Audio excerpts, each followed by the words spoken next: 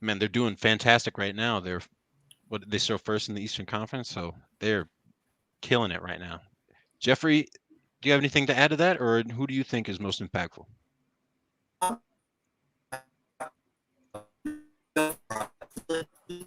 Team that ever since the mistake by the Lake was their own nickname. Now LeBron left, the team totally tanked, and it looks like for just about everyone they're going to be good for forever. But now all of a sudden they're 7-4 coming off a 37-point game against New York. He's only 31 years old, bounced around a bit being a Spaniard, played in Spain for a while, kind of got overlooked, forgotten, but now he may be revitalizing his career. And don't look now, but the Lakers, LeBron's new team, 6-5 in 8th place. The Cavs, 7-4 in 5th place.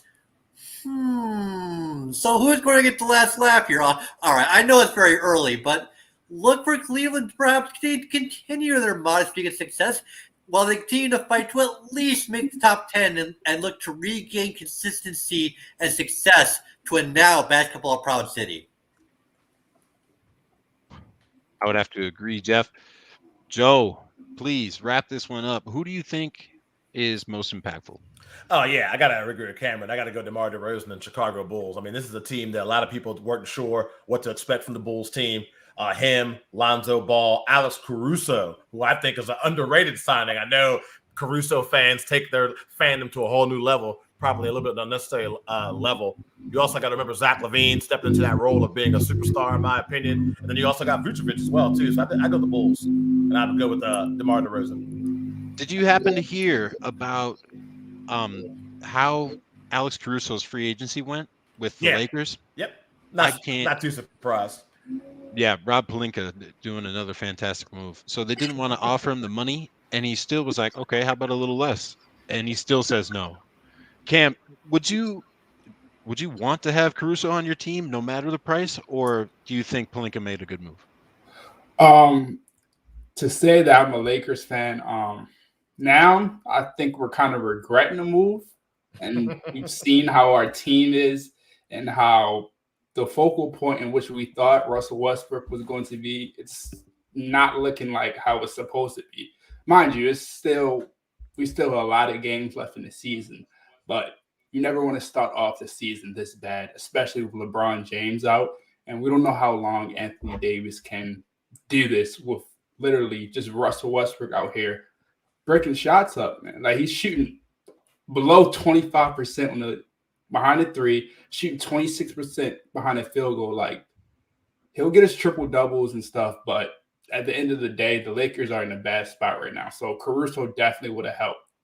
Yeah, you can't have Avery Bradley playing 20 minutes and putting up donuts on all categories. He can't just be running around there and then having people like Kent Bazemore that can't buy a layup. These guys are struggling so difficultly, and Russ is not going to be able to pick up any of the slack on that end of the floor. So with Russ, I feel like he's going to have a better second half of the season, but the Lakers' issues go way deeper than just Russ. So he's taking the brunt of it right now, but I think he might be able to turn it around, and we'll get to see some flashes of that MVP Russell Westbrook. So to move on from that, Jeffrey, my man, I'm sorry we have to do this to you, but I have to. We were going to talk a lot of Bucks today, and now we just have to turn it into a segment. And so, is this the bad news Bucks? They're 5-6 currently, and 2-5 in their last 7, with losses to my Wolves, the Knicks, which is not a bad loss because the Knicks have been playing great, and also the Wizards. So, Jeffrey, please enlighten us. Is this a time to hit the panic button for the Bucks? Randall, it's never a good time to hit the panic button because once you panic, the season's going to tank pretty much immediately. The issue with the Bucks, they've had injury can be a lame excuse, but in this instance, there have been some injuries which are really withholding the Bucks. Brook Lopez, he didn't have the best year last year, but he still, as we've seen when the Knicks destroyed the Bucks in the paint. When he's out, as is with his back issues, that is a big deal for anyone. The Bucks are getting torn apart in the paint. Chris Middleton, a crucial shooter last year and 2 years before that, he's been out with COVID. Probably won't be back to the next homestand. Drew Holiday suffered an ankle injury. He's been hobbled. And Giannis is having to do way too much. But they're still only one game below 500, still sitting there in the top 10. This is a tough road trip. Let's say already won one game in this 5-game road trip. Say they win one or two more. Just stay around 500 until December or maybe even January when everyone comes back. As we saw with the one Rockets or the Cleveland or the LeBron James Cavs the fourth year. If we know you're a good team, it doesn't much matter where you finish. We saw this with the Bucks last year. So I'm not going to panic just yet. But if the losses continue to accumulate, it may not be the yellow brick road back to Oz for the Bucks as the head that it may eventually get to be too much for Giannis if they can't turn it around. I would have to agree. And also with the loss to the Wizards, no offense, Joe, but man, I did not expect them to have this start. And especially the Bucks to be giving up wins to teams that are up and coming. So, Joe, what is your opinion on that win against the Bucks? And should the Bucks really be worried, or can they stay calm this time? No, I think if you're Milwaukee, you stay calm. Kind of like Jeff made a good point. You're not getting your full lineup out there. I mean, between injuries and COVID, you haven't got a chance. Once you get your full lineup, you can see what your team brings to the table up against upper echelon competition, your Brooklyns, your Golden States, your Clippers. Then you have a better idea where you're at. And I think because Milwaukee has that championship pedigree, whether they finish 1 through 6 in the East, I don't think they go lower than 6. That'd be like sky is falling if they go lower than 6. Once you get into the dance, it's anybody's game, and they've been there and done that. If they're healthy, they've proven they can get the job done. So if I'm a Milwaukee Bucks fan or a player on that team, until we get our full lineup, I'm not panicking at all. Yeah, I wouldn't panic either. And if you show panic, then, other teams are going to smell blood, and they're going to just have an even bigger target on their back, as well as being the defending champs. So obviously, where there's smoke, there's fire, but I think with Brook Lopez going to be returning, they'll have a better paint presence. But also, he is getting up there in his years in his career, and 7-footers, they don't last super long in the league. So I don't know how much time he has left or how much, of a playoff run that he can really be a big contributor to. So it's going to be interesting to see how they go from here on out. But I have faith that they'll be able to turn it around as well. But with that Wizards game, I wanted to go into a little bit of the clips. Let's take a look at it. The Wizards opened up a 12-point lead early with this Kuz 3 right here. And then the Bucks were able to get into a back and forth throughout the whole first half. And then the second half is where it got interesting. So Bobby Portis knocks that one down. Giannis getting over the outstretched Harrell. And these guys were getting after it in the second half. So Giannis, whenever he misses those threes and he doesn't get back in transition, they always pay. You can't just give up those easy threes. And obviously he's hitting them better than he ever has, but he still has to make sure he's aware of that. So, Cam, what were some of the takeaways from that game for you? And how do you think the Bucks should react to a loss like that? Like everyone said, it's really early in the season for the Bucks. They haven't had that 4 lineup. Their confidence is not sky high right now as it was when they won the NBA championship last year. It's going to take time. They need to get everyone back, get the adjustments, get the rotations back in order. Giannis has to play better. We know Giannis can play much better than he has. When Middleton comes back, that's a key piece. He's going to be able to create his own shots. And they're missing their best defender, Drew Holiday. When Holiday is playing, he's allowing all the players around him to play better at a higher level. He's been playing, but he's not back. He's not in basketball shape, and he's not back in his groove. There's no time to panic for the Bucks right now. The Wizards are surprisingly a good team this year, so they shouldn't hang their heads low. And we will see how the Bucks look during the rest of the season, but I believe they're fine right now. They're just taking baby steps, and they'll be fine. Agreed. And Another bad loss. My Timberwolves took a disappointing overtime loss to the Grizzlies. Ja Morant had a fantastic game, and the Wolves were able to just last. And we didn't outlast anything. We weren't able to overcome. We burned a timeout late that led us to have terrible inbounds plays. And when I really look back at the whole game, yeah, we had a lead with like 5 minutes left, 4.5 minutes left. I think a 10, 12 point lead. But the Grizzlies, they just play sound basketball. They know their strengths. And the Wolves, frankly, they don't. They're trying to find those strengths. And they started off with defense, and now they're going to have to chip away at each thing that they're going to have to work on next. So they're good at transition. They're good at defense. But when we're not getting stops or we're not draining threes, we have a lot of problems. So it's not a surprise that we crumble to a talented team like this, a team that has been together for a few seasons now. But Jeffrey, I'm going to kick it over to you. Please give me some hope here. Was there some things that the Wolves did well, or the Grizzlies did bad, or what are your takeaways from this game? All right. Well, have a horse in the race. Always hope. My experience is that aren't really habituated to success. They don't really know how to hold on to that success. What happened in this game is the Timberwolves had a 14-point lead with 5 minutes to go. They got the game won, right? But they don't know how to finish the game. So the Grizzlies players now been up the organization for a little bit long. They start to dig and dump their way, what are we going to do?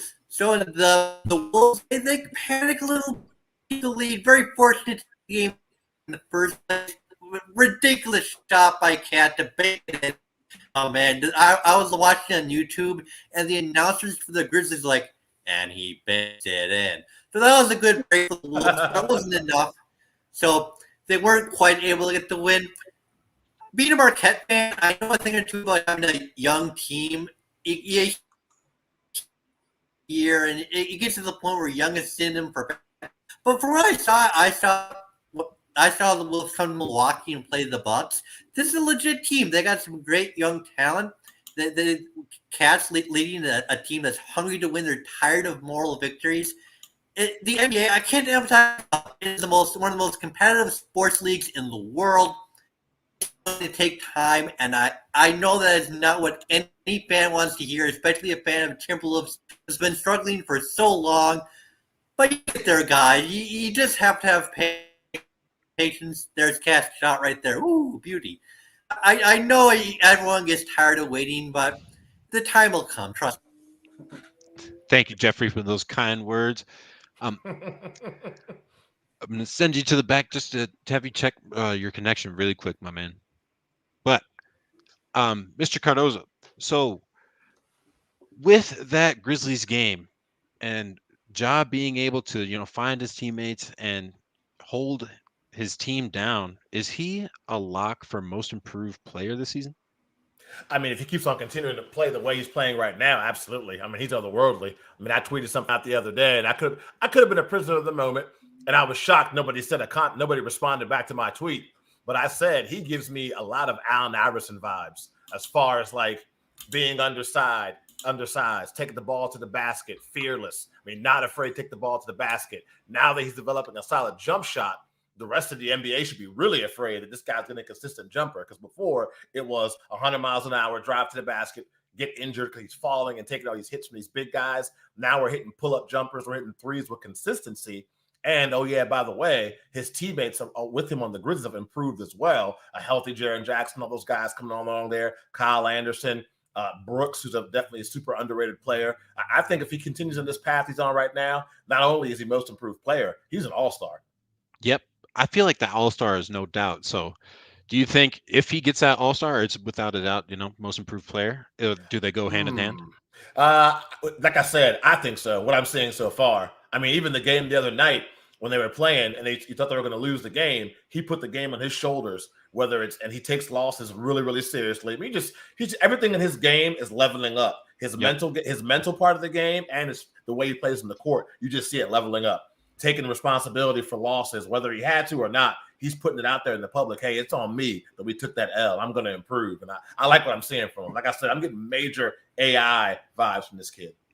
And to give some credit to the coaching staff, with Jaren Jackson fouling out in overtime, I was like, oh man, finally we can get some rebounds and we can get some extra possessions. But then here comes Brandon Clark, and he gets 2 key offensive rebounds and putbacks that were just essential to them winning that game. And so, next man up mentality. Yeah, for And sure. all the guys that are around Ja are perfectly complementary, and they step up in needed moments. So, Kaz, is there some favorite players or some highlighted guys that you think is on that roster that is, most impactful to their success? Definitely one person that a lot of people have been noticing this year is Desmond Bane. I believe he's become a big help to them. I think he's top 5 in three-point percentage right now in the NBA. Mm-hmm. He's taking clutch shots. He's allowing Ja to create more floor space, allow him to do what he does on the offensive. And then on the defensive end, Desmond Bane is also a good defender. And the Grizzlies' young core, we've seen how they can mature and grow over the years. And we always thought last year was that going into the playoffs, it was all Ja Morant show.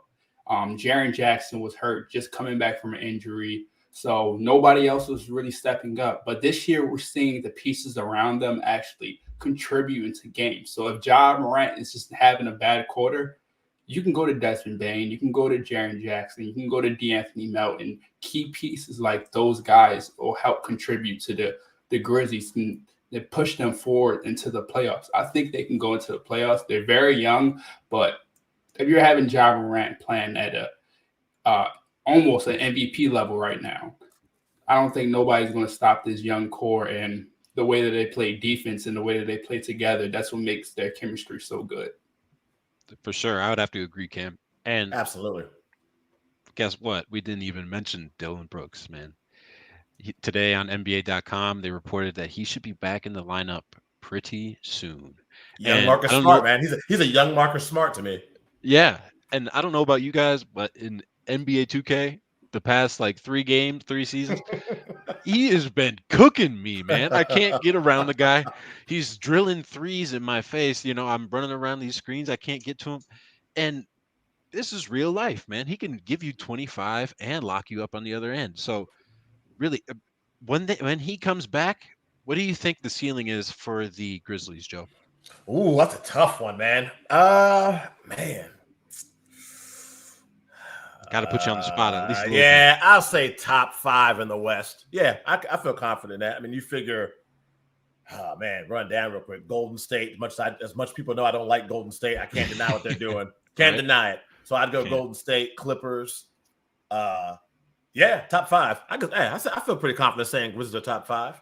For sure. Throw Phoenix in there. Again, with the Los Angeles Lakers, we won't know until they get healthy and everybody gets in the court. We really can't give the Lakers an honest grade. But I'd say top 5 Memphis right now. I would have to agree. Jeffrey, do you think Joe Cardoso is right in his assumption that the ceiling for the Grizzlies is 5th seed? 5th seed. Well, yes, because Western Conference, the East has gotten the conference is probably tougher historically. The Grizzlies, who do they really have besides Ja? Some role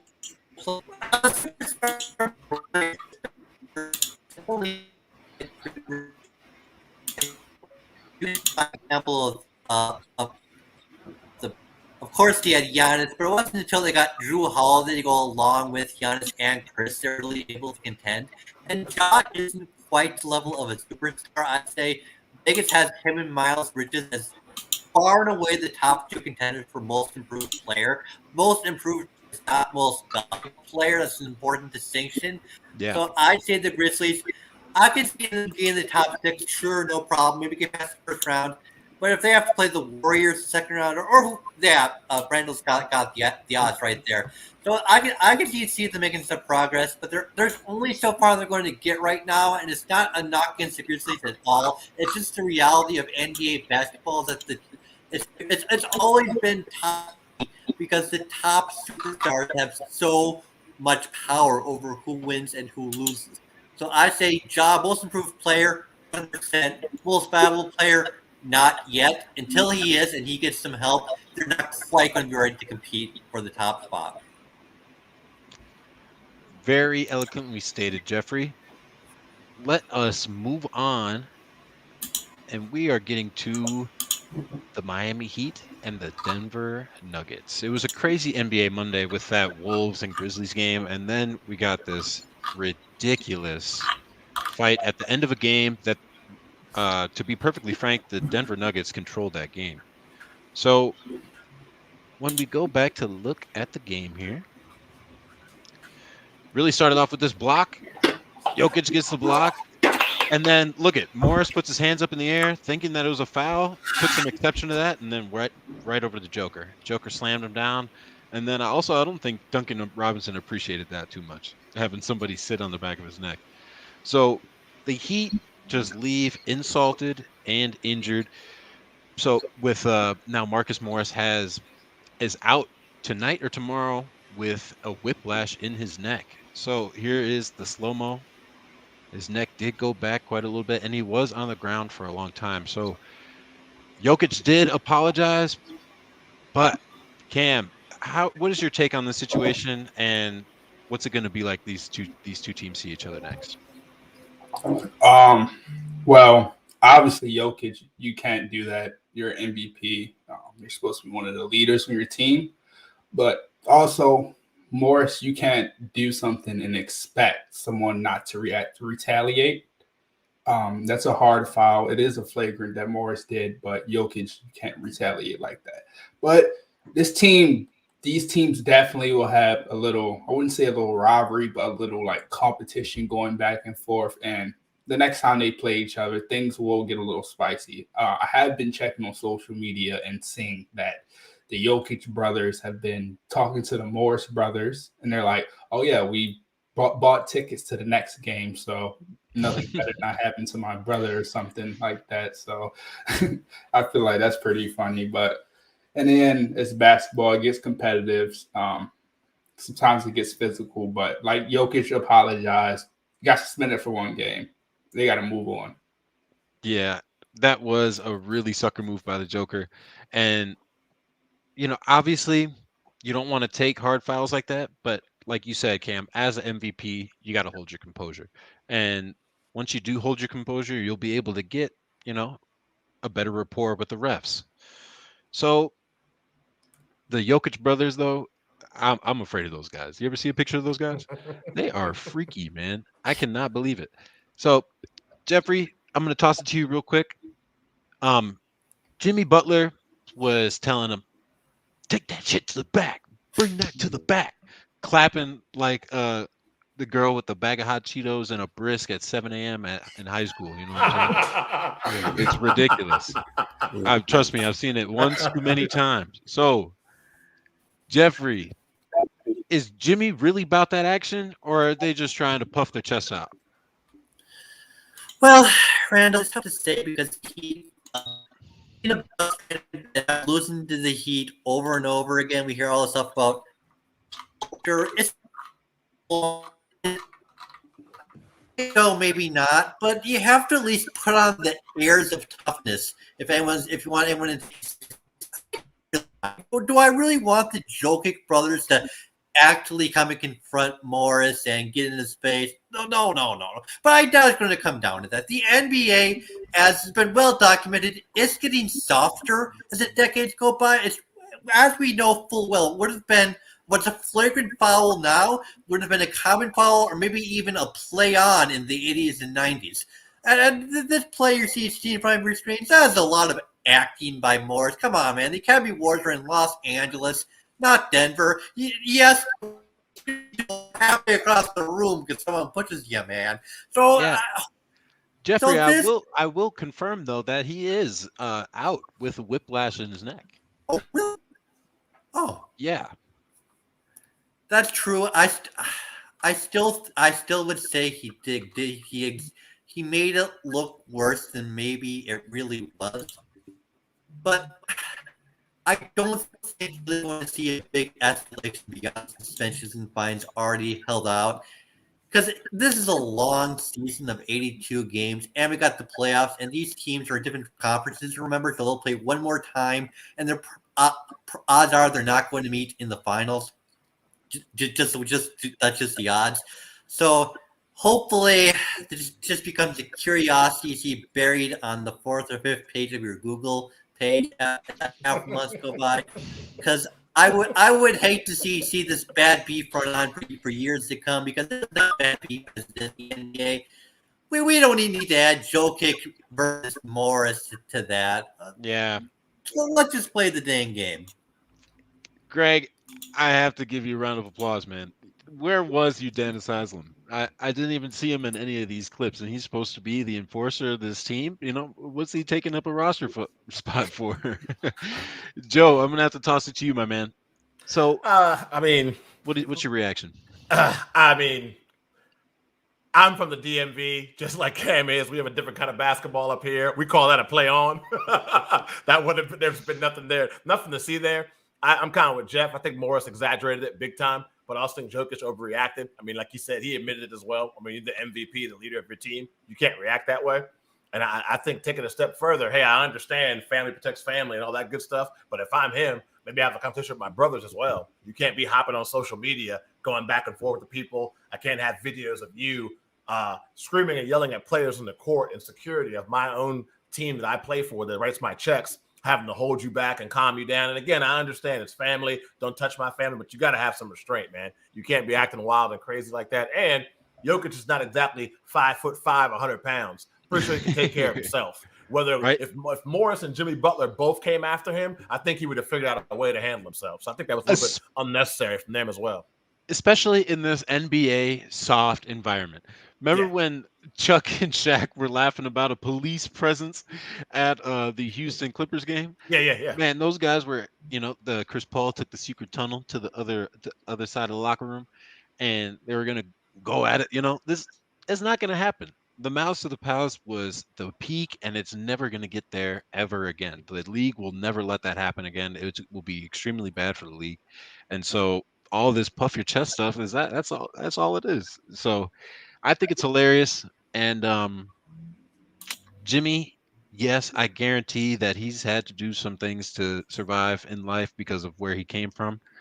But I think at times you gotta set a better example, especially with just some people shoving each other. It's not all that serious. Yeah, not for sure. So let us move on. Joe, your favorite time of the show. We're going to be talking about our Washington Wizards and their hot start. So they are currently 7-3. Am I right? Or is it 8-3 now? I believe it's 8-3, I believe. Yes. All right. They did win another. Playing the Cavs right now. Oh, yep. We didn't even mention Ricky Rubio earlier. Man, all right, let's quick touch on the Cavs before we get to the Wizards. Ricky Rubio put up 37 with 8 threes, and I'm like, okay, where was this when we needed you? Every time.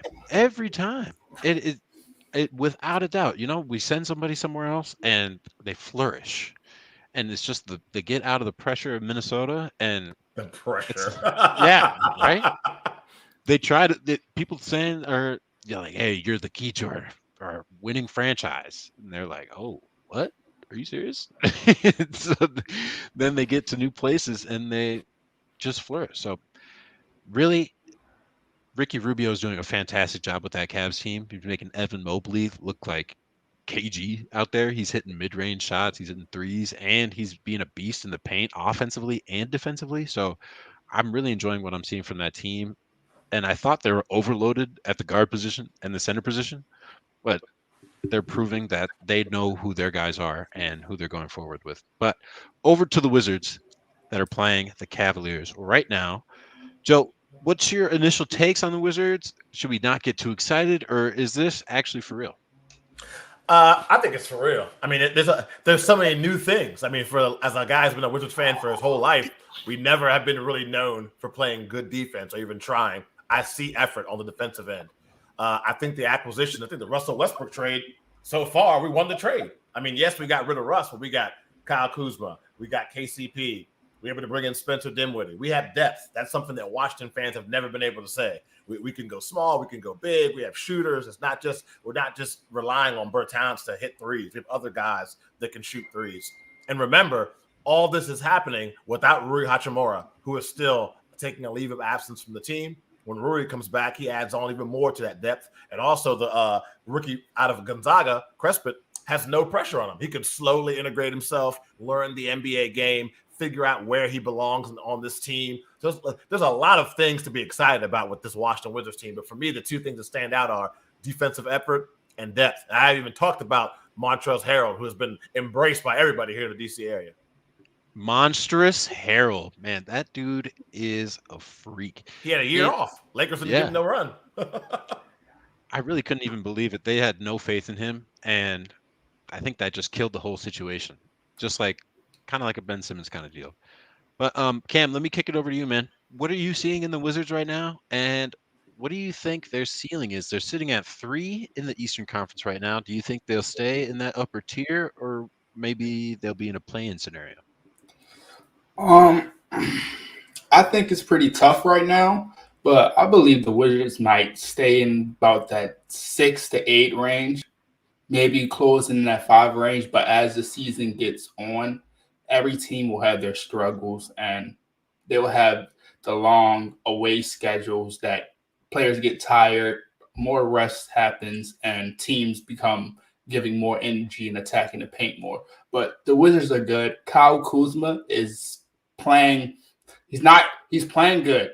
He's rebounding the ball. He's being a good defender. He's doing what the Lakers wanted him to do. And we all said Kyle Kuzma was a bad player, but I think he just needed a change of scenery to actually find his role and find what he needs to do and not have the big pressure in LA. The Lakers didn't have trust in Montrezl Harrell last year. So Montrezl came to this year feeling like he had something to prove, and everyone was doubting him. So he's been on a hot streak. And Spencer Dinwiddie, we all know he could play. He didn't want to stay in Brooklyn and stay behind guys like Kyrie, Kevin Durant, or James Harden. He wanted to go to a new team where he could show people that he could actually be a point guard of a good contender and a good playoff team and lead them. So I think the Wizards have a good team, but it's going to take time over the year. They're going to go through the struggles, but I don't believe this is the final product we've seen. I think this team can improve in more ways. Absolutely. I think so too. And the Grizzlies, like we mentioned earlier, have been giving everybody a run for their money. They've been they've been playing good games against the Warriors. We had that great overtime win against the Wolves, and they've been showing that they're a real team. And the Wizards came out and beat them by almost 20. Jeffrey, is that a statement win for the Wizards? And does that really show that what they're doing is for real? Or was that a fluke loss by the Grizzlies, do you think? Well, when the Wizards beat the Grizzlies by 20? Yep. Yeah, well, I don't know if beating the Grizzlies is enough of a statement game. The statement game, I would say, is beating the Bucks. Now, as we've covered before, the Bucks are at full strength right now, but you got to beat the best to be the best, right? So I see the Wizards knocking off the Bucks home, and the Bucks had leading that game. So the Wizards were down in the third quarter, and the Wizards came battling back to win. I think that was a very, very, very impressive. Now, going back to what Cameron and Joe were talking about, the Wizards going to finish, I don't know if they're going to be in the top 6 because Brooklyn and Milwaukee are still behind them at this point. And I think those two teams are going to rise above and surpass the Wizards. But this is a team that was very smart about the Russell Westbrook trade. Instead of draft picks, they got some players to contribute right now, and they're contributing very well. The Wizards team, I could definitely see them being a contender in the East if they continue to develop young talent, maybe swing the trade, hit big in the draft again. Next thing you know, Wizards could be back where they nearly were a couple years ago, and that's right back in the Eastern Conference Finals. Yeah, they were battling with the Celtics for many seasons, and now the Celtics are trending towards the bottom, and the Wizards are, and I don't know how, just because of this Russell Westbrook trade, like you mentioned, but their trajectory has been all over the place, as we know, and they're finally on the way back up. So We love to I'm see it. I'm really happy, and now because I love to see teams get it out the mud, and now they're looking at their schedule coming up right now: Cavs, next Magic, Pelicans, Hornets, and then you get a real challenge with 2 games in 3 days with the Miami Heat. I cannot wait for those 2 games. It's really going to show what they're going to be able to do against a sound defense, and we know Miami's going to plan for that like a 2-game series. So, Joe, when we talk about those games, we'll talk about them next week. We'll preview them. But how do you think the Wizards will hold up against the Heat on the 18th and the 20th of this month? I think it's a good litmus test. I mean, that's a team that plays really in-your-face defense, and that's why I talked about one of the improvements the Wizards have had is their defense. Are you going to be able to match the intensity of Miami on that end of the floor? And then it's also going to test their depth. And I mean, you kind of shortchange Charlotte. Don't shortchange the Charlotte Hornets either. I mean, with Ball, with Bridges, that's a pretty good squad they got there in Charlotte. Didn't even think about Haywood. That's a pretty good team they have. That's not going to be a walk in the park for the Washington Wizards as well. But I think the Miami test will really get to see, because Miami's pretty healthy. We'll see where they're at in the Eastern Conference. Because, I mean, to Jeffrey's point, I do not think that the Washington Wizards are going to finish top 3 in the Eastern Conference when it's all said and done. But what I'm seeing on the court right now and what can still be added on with playing time, adding Rui Hachimura, I think 6 is a minimum I'm expecting from this team. You got to be at least 6 in the East. You're not going to finish above Milwaukee. You're not going to finish above Brooklyn. Nope. And with teams that are in it right now, obviously Cavs probably going to fall out of there. 76ers, we don't know what they're going to be like for a while. Knicks, they'll stay trending towards the top, and then you got teams like the Raptors, the Hornets, the Celtics, and all those teams. And then the Hawks are actually sitting at 4-8 right now after such a hot ending to their season. So we'll have to get to them next week and see what they're up to. But currently, Washington Wizards are looking fantastic, and they're going to be looking fantastic for at least another week here. So let us move on to our previews for this weekend. We got 2 games, one on Thursday and one on Saturday, I believe. We got Bucks, Celtics, and Heat versus Jazz. So reason why I selected Bucks versus Celtics is because they've both been struggling a lot. Obviously, the Celtics were just playing against the Dallas Mavericks the other night and had to endure this painful game winner. Luka, I can't even believe Josh Richardson just let him dribble up and get comfortable. He's able to get that separation with a little bit of forearm, just a little bit of forearm, but he's also sitting right in front of the ref, so I don't think the ref was able to catch that. Look at that forearm. And then knows it's going in. Not even yelling, just game time, running all over the court. So what's your initial reaction to that, Cam? And with the Celtics, are the Celtics going to be able to turn it around? Are they going to be able to take over a Bucks team that has also been struggling, or do you think the Bucks will be able to reset their tracks with the Celtics win? My reaction to that is, well, that was a great shot by Luka. The Celtics could have played better defense, but at the end of the day, you got to give your hats off to Luka on a great shot. That's what he does, create space and takes the miraculous shots that nobody else takes. But I think the Celtics are struggling right now because they're trying to find their team identity. They're trying to find who do they want to give the ball to in late games. Is it Jason Tatum or Jaylen Brown? And Tatum and Brown didn't play last year. So Tatum was mostly carrying the Celtics team, carrying a load, taking about 25 to 25 to 30 shots a game. Tatum was taking that. And now you add Brown back. So now Tatum usage is going down. Jaylen Brown usage has to go up. Tatum and Brown are also great defenders. But on the other hand, Marcus Smart is not shooting his best as he was last year. They're not having the guard play that they need. Robert Williams is good, but the team bench and the team is just not adding offensive value to help Jason Tatum and Jaylen Brown. I feel like this team will continue to struggle. And I think by the trade deadline, we might see some people, some trades get into Boston and help them utilize Tatum and Brown so that teams are not just focusing on, oh, we're going to double Tatum and we're going to make sure we're going to force Jaylen Brown to drive and kick it out and let somebody else beat us because we know they can't shoot consistently throughout the game.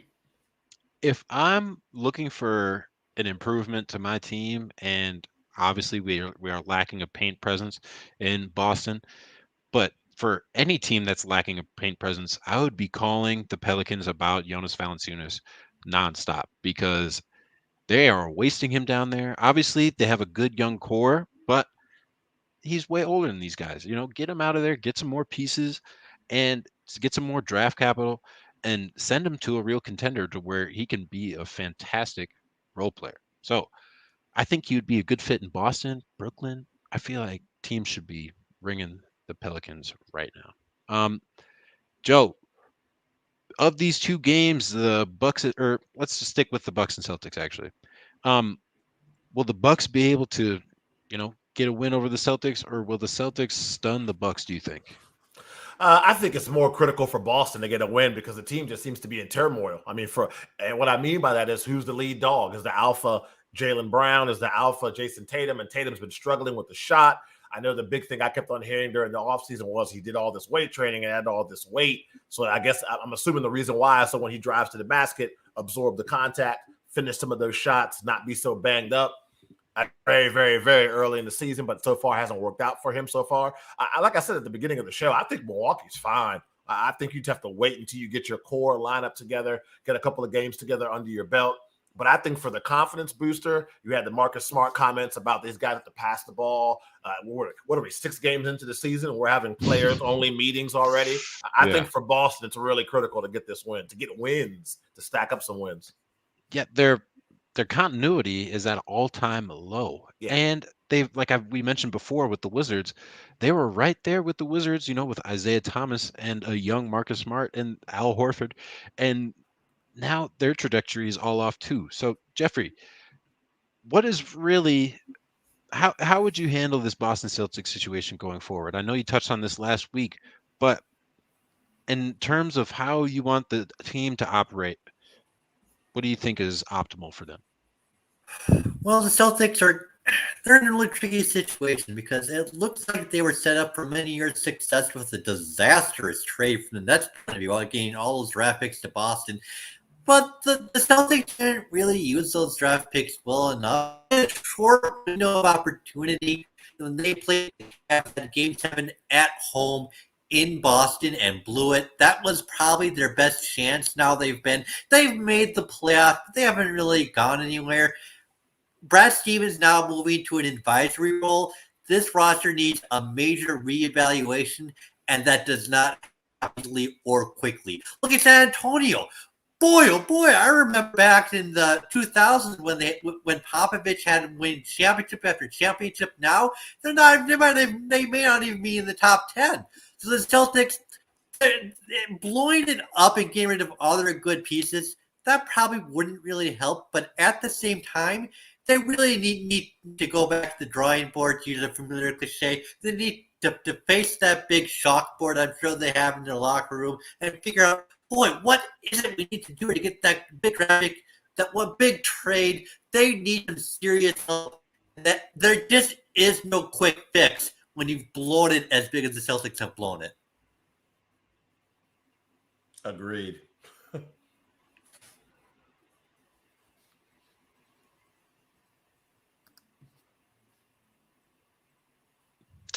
I was saying Anthony Davis, they were trying to go in for Anthony Davis, right? The Boston Celtics, but they didn't go on all in on that. And then they also didn't pay Isaiah Thomas. They've been hesitant to make these big moves, right? And they're just waiting for it to fall into their lap. And now with Ainge out and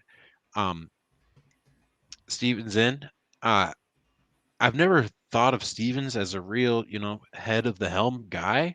Obviously, he's a very smart basketball mind, but I feel like that's his place is on the court. And if he wanted to, put this roster together, I feel like he would have been able to do that on the court as well. So is he really being effective in this new role, Joe, do you think?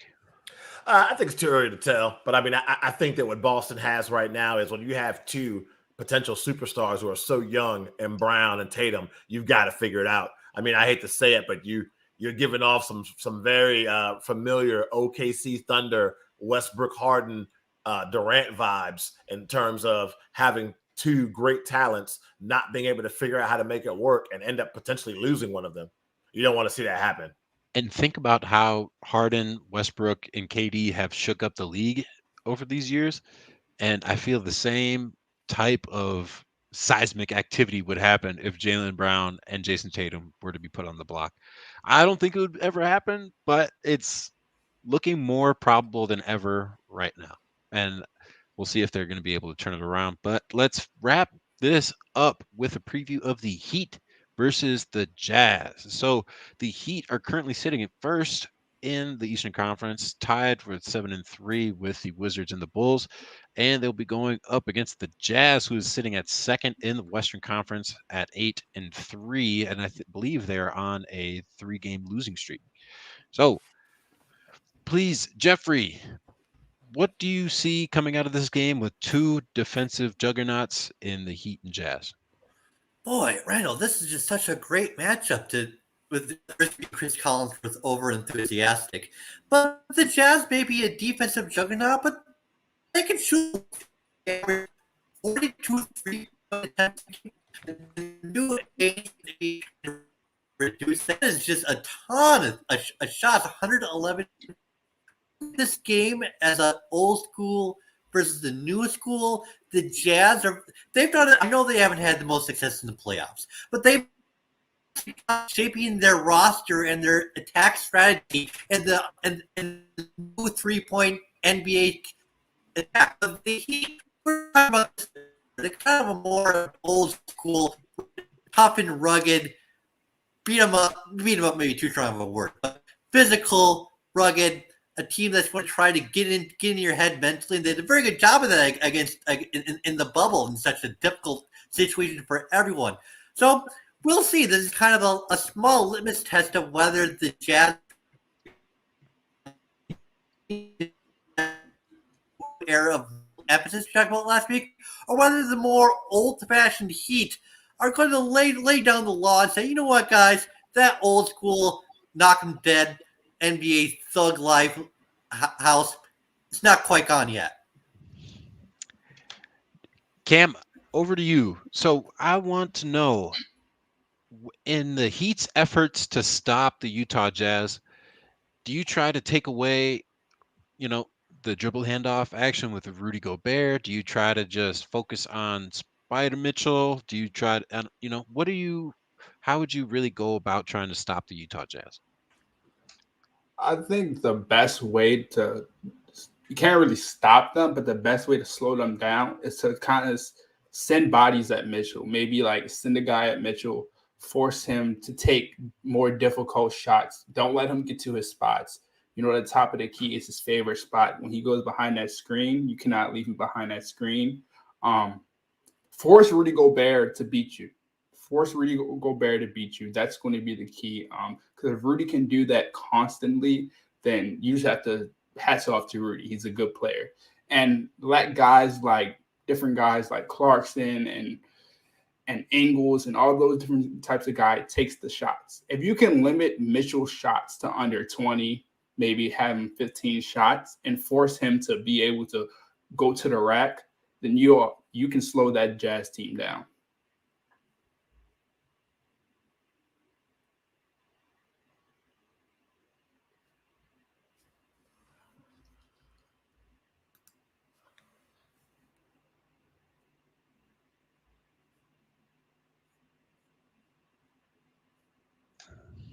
I done did it again. Jordan Clarkson is doing a fantastic job this season, and people haven't been able to stop him at all three levels of scoring. He can finish at the rim. He's also very well versed in knowing where his other players are at, and he knows where his teammates are, so that he's able to always look to score and then have a teammate open right next to him. So, with Cam mentioning trying to stop Rudy Gobert, are we going to be able to stop Jordan Clarkson, Joe, or is Jordan Clarkson going to be able to just get after this Heat second unit? I think that Jordan Clarkson's going to have to play on both sides of the ball because you got to remember that the Heat got their own juggernaut and a guy by the name of Tyler Hero coming off the bench as well. So I think that those two guys going back and forth is going to be a great battle to see who ends up being the top dog as far as score off the bench. But I think this is a game that Miami Heat should win, personally. I think that you force Spider Mitchell to pass the ball, have the others, quote unquote, as Shaq likes to say, beat you. I think the Miami Heat have what it takes to win this ball game. But I think Jordan Clarkson, he'll get his points. But like I said, he's going to have his hands full on the other side of the ball as well. Yep. I'm excited about that matchup, the matchup of the 6 men. Yeah, it's going to be a fantastic game. And Hero has been putting in 22 points per game, and Jordan Clarkson, I feel like he could repeat as 6th man of the year. Tyler Hero says he wants it, and like you said, Joe, they're going to be going at it. Their faces should be on the thumbnail for the game. So I think we're just going to wrap it up. I feel like we touched on all of our topics for today. We previewed some games, we reacted to some games, and we had some great takes and some fun times. So thank you so much, gentlemen. I'm going to go around and start with Jeffrey. Jeffrey, please tell the people what you are up to these days and what could we be looking forward to. Hey, so first of all, you find me on Twitter at Jeffrey Newholm. I mainly cover women's basketball and college women's basketball and WNBA, so be on the lookout because that's starting up again. Follow all these fine gentlemen on Twitter. Most importantly, be sure to follow our main account at Nuts and Bolts ST on Twitter. We got great news, meme, video clips, everything the humble average Joe, or for you, dear listener, avid Joe fan could want. So be sure to find us on Twitter. I'll be here to give you all your WNBA and college women's basketball stuff. And have a great night, everybody. Thank you so much for being here, Jeffrey, and we will be having you back as soon as possible. Thanks, Randall. Mr. Cardoso, please, what is going on in Nuts and Bolts Sports, and what could we be looking forward to in the media platform? Wow, thanks for having me, man. It's my first time being a guest on the podcast, I think, in like 2 or 3 months. So it was fun being a guest and not being the host. So I appreciate the invite. A lot's going on, man. We never stop. You know how it is. NBA, college basketball just ramping up. Super excited to have Cam on the team now. He's been with us for I want to say 3 or 4 days. So a lot of exciting things coming from him in terms of social media, articles. So, I mean, it's nonstop. Sports doesn't stop, and neither do we. So we have a lot of podcasts coming out. I feel like every day 5 or 6 articles are dropping, if not more. It's almost hard to keep up, which is a good thing. So I'm just excited for the movement we're having. And our main goal is to end 2021 strong. And like a good businessman once said, businesses that are trending towards the upper right-hand corner tend to keep going towards the upper right-hand corner. And I feel that you are setting a great precedent from the head down, and I think we're starting something special here. So thank you so much for having me. Thank you so much for having all of us, and I appreciate you for being here today, Joe. Absolutely, man. Thanks. Appreciate it, guys. And last but not least, Cam, I wanted to do you last because you are new here to Nuts and Bolts Sports. So please, I want you to give everybody a little breakdown of what brought you to loving sports and what do you love about reporting sports. Well, I played football and baseball in high school, and through my first 2 years, I went to a small school called Crown College in Minnesota to play baseball there. So Yes, I had dreams of playing professional baseball overseas, but as I got through my second year, I was like, you know what? I want to be a sports broadcaster. That's always been my goal. So I went to Full Sail and did just finish up in June, graduated there. So congratulations, man. That's where I'm at too. So now I'm just in the process of talking to different types of jobs, trying to find me an sports anchor job somewhere with a news station or some type of company. So I decided that I just started this new sports YouTube channel up. I've always been talking about sports on Twitter and Instagram. So just started to raise my channel up and talk about football. So I wanted to join a podcast and join a family in which I can showcase my skills on the air, on the articles. And I think this would be a very good opportunity for me to get my content out there and get you guys content out there too. For sure, man. And you're definitely in the right place. Thank you so much for being here. And I think we're going to be making some great content coming up. So let's make some videos together. Let's get to work. And from me, just going to be seeing some Wolves articles coming out from me and weekly NBA Association podcast. Thank you so much for joining us today, you guys. And we are out.